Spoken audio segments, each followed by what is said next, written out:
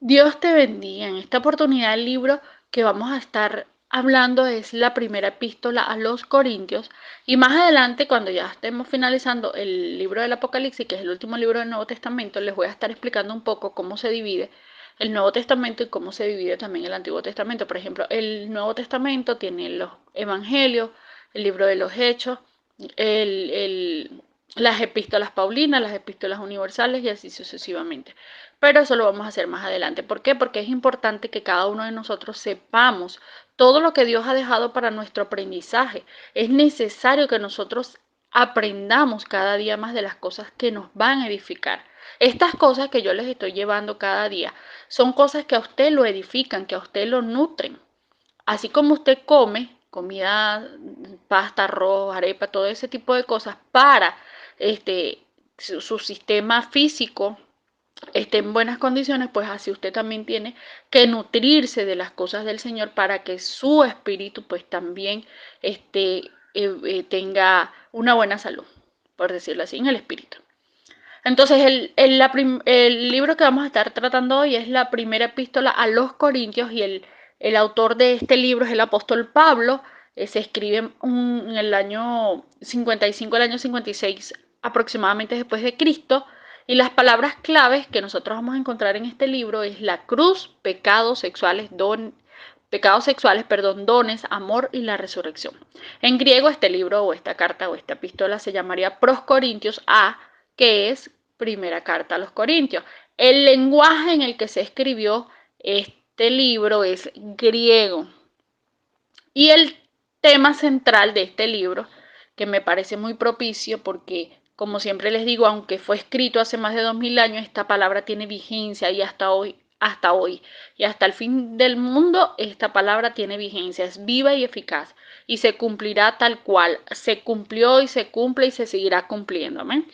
El tema central es cómo Dios quiere que los creyentes vivamos en medio de una cultura corrupta. A propósito, porque ustedes me dirán, bueno, en estos tiempos la cultura está más corrupta que en todos los tiempos, porque es el fin de los tiempos. Y entre más se acerca al final, la cultura se va a volver más corrompida todavía. El sistema de valores de este mundo no va a valer nada. Todo será horrible. Parece mentira y usted me dirá pesimista, pero así lo indica la palabra del Señor. Amén. Pero todo esto, así como se desvanecerá, así también surgirá algo maravilloso y algo nuevo para todos los que amamos al Señor. Así que la invitación a propósito es a que te acerques a Dios y a que lo busques de todo tu corazón, de toda tu mente y de toda tu alma. ¿Amén? La ciudad de Corinto, que es donde estaba establecida esta iglesia, al cual Pablo dirige esta carta, era un eje dinámico del comercio mundial que se caracteriza por su cultura degradada y su religiosidad idólatra. O sea, se movía todo lo que eran los antivalores y una idolatría descomunal. Sin embargo, en medio de esa metrópolis corrupta, Pablo funda una iglesia dirigiendo dos cartas a esta, que es la primera la que yo les estoy mostrando ahora y mañana vamos a tratar la segunda carta, porque las dos tienen temas diferentes. Entonces, la lucha de una iglesia joven llamada en medio de una sociedad pagana hace referencia a una cantidad de problemas tocantes al estilo de vida, pleitos que se estaban moviendo allí, inmoralidad, prácticas cuestionables y abuso de la cena del Señor, dones. Y además, Pablo brinda consejos, disciplinas para responder las preguntas que los creyentes se hacían. Se propuso a darle una base más sólida a la iglesia. Fíjese lo que dicen, y me llama la atención. Pablo se propuso a responder las preguntas que los creyentes se hacían. Y estoy segura que hoy todavía hay gente que se sigue haciendo preguntas acerca de las cosas del Señor. ¿Por qué esto es así? ¿Por qué esto no es así? Por aquí me dicen esto, por allá me dicen lo otro. ¿A quién le creo? Bueno, busque la palabra del Señor porque ahí están todas las respuestas a todas las preguntas que usted tiene. Mucha gente dice que no ha oído la voz del Señor. Cuando usted ora, usted le habla a Él. Pero cuando usted lee su palabra, Él le habla a usted. Entonces, vean la importancia que tenemos nosotros de aprender sobre las escrituras. Y todos estos temas que yo les estoy llevando todos los días es para que usted se nutra, Porque así como usted ingiere alimentos para que su cuerpo tenga una buena defensa, un buen sistema, funcione bien, pues así su espíritu también necesita esa comida espiritual que viene del cielo. ¿Para qué? Para que su espíritu esté fortalecido. Amén. Bien dijo el Señor, que estamos en carne y el espíritu está presto, pero la carne es débil. Si consideramos el carácter étnico de la iglesia que estaba en Corintios, que estaba en una iglesia compuesta de judíos y de gentiles, ya les he explicado que los gentiles somos todos los que no somos judíos, todos los que no son judíos.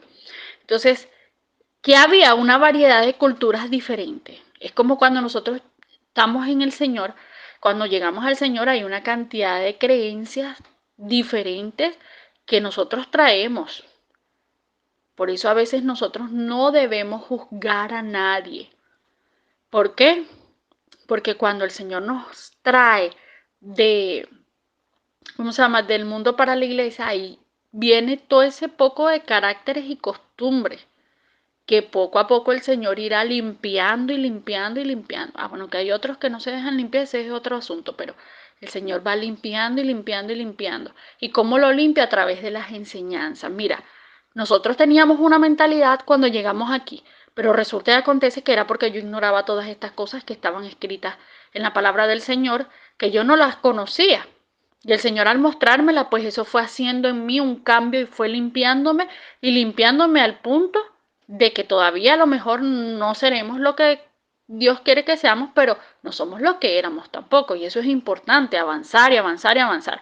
Porque peor es quedarse estático. Entonces esta iglesia traía una variedad de culturas diferentes y Pablo tuvo que tratar una variedad de problemas, ordenar una congregación en pecado, instruyéndola con la sana doctrina y dar contestación a algunos asuntos respondiendo a sus interrogantes. Véanse también en esta parte lo importante que es tener un líder que dirija, que sea de parte de Dios y que pueda dirigir bien una congregación, porque fíjate, esta iglesia estaba allí, pero Pablo, siendo un hombre de Dios, vino y ministró a esta iglesia y los exhortó y los regañó, por decirlo así, los animó también a cambiar ese estilo de vida que ellos estaban presentando ahí.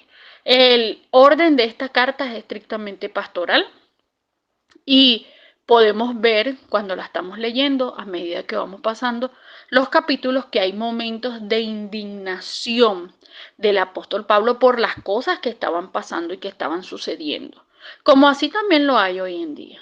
También hay momentos, usted puede verlo, de gran seriedad al dar las advertencias, al dar, ¿sabes?, esas amonestaciones para que la gente dejara lo que estaba haciendo y se afirmara en el camino del Señor. Y también hay espacios donde usted puede observar en esta carta para manifestaciones de cariño y familiaridad, porque así es nuestro Dios.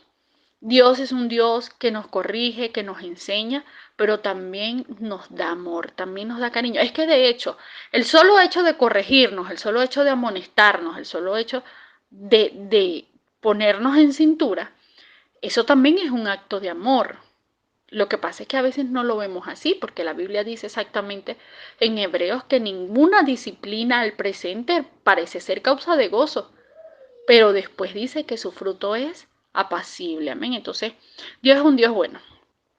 Yo soy maestra, soy docente, y yo recuerdo que un profesor, mi profesor de literatura, me dijo un día: Linger Albet, yo te voy a describir cómo eres tú, como maestra. Bueno, y en realidad es así en todas. Tú eres un tipo de persona con un carácter fuerte. Pero cuando tienes que pasar la mano por el hombro, la pasas. Y no me pudo haber descrito mejor. Así es Dios. Dios es un Dios de carácter.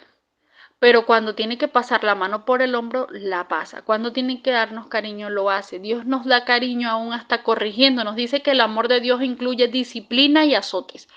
Por eso a veces usted ve personas cristianas que le están pasando cosas y dice, bueno, porque esta gente que es de hierro, esta gente no. No, es que sí sentimos y sentimos muchísimo más. Y nos duelen todas las cosas más. Sino que nosotros entendemos que toda disciplina y toda corrección que pueda venir a nosotros, que aunque parezca que nos está rompiendo, nos está formando. Entonces por eso nosotros nos quedamos así, pues. ¿Me entiendes?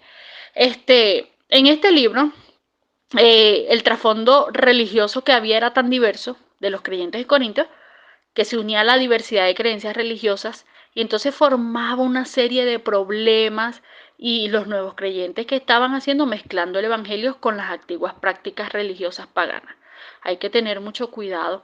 Por eso que a veces dice la gente, no, es que yo no voy a esa iglesia por esto y por aquello, parece que es mundano, parece que no sé qué.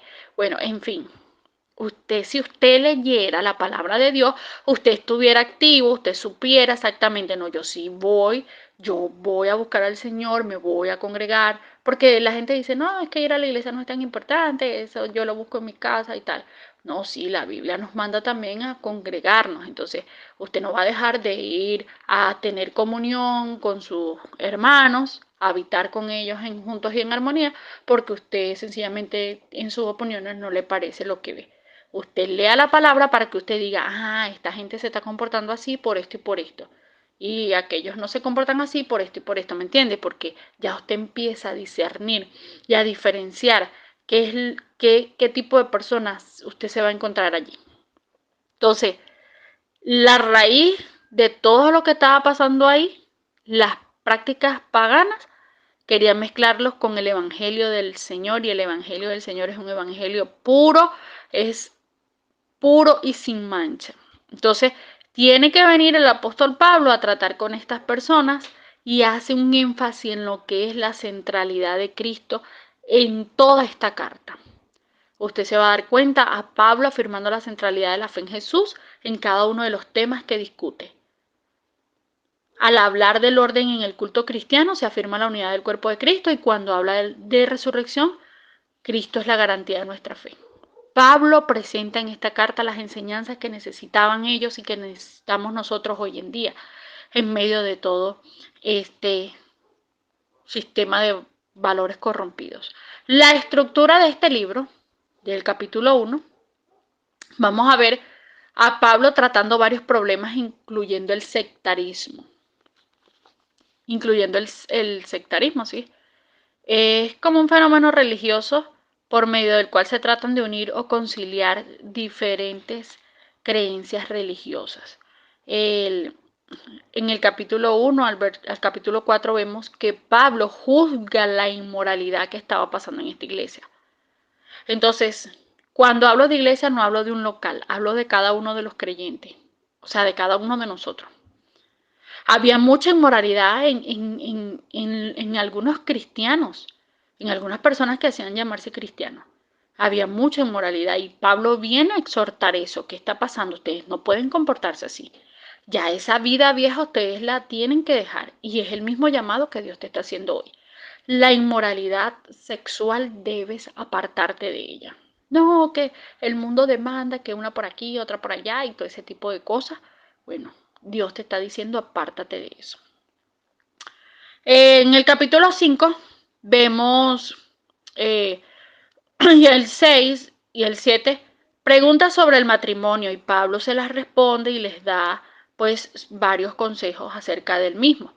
En el capítulo 8 la idolatría y la administración indebida de la cena del Señor. Para tomar la cena del Señor tenemos que tener conocimiento de por qué nosotros estamos tomando la cena del Señor, no como que para no nombrar, pero ya más o menos se hacen una idea de que, ay, fui y me metieron una cosa en la boca y me tomé el vino y participé de la Santa Cena del Señor, pero no tengo conocimiento ni siquiera de qué es lo que estoy haciendo, por qué se necesita hacer eso, porque Jesús dijo que hagan esto en memoria de mí. ¿Para qué? ¿Qué estamos recordando al tomar la Santa Cena del Señor? O sea, nosotros tenemos que nutrirnos de este conocimiento porque hay mucha gente haciendo cosas que no saben ni por qué las hace realmente. Y también amonesta el uso correcto de dones, doctrinas de la resurrección final. El uso de los dones, todos venimos con dones. Y Dios hace manifiesto los dones del Espíritu Santo en el pueblo, para el pueblo y para los inconversos también, porque así es el Señor. Y Dios, a través de Pablo, exhortaba a estas personas y nos exhorta hoy a nosotros a buen uso de los dones que Dios nos ha dado. Este es el tema de hoy, que Dios te bendiga.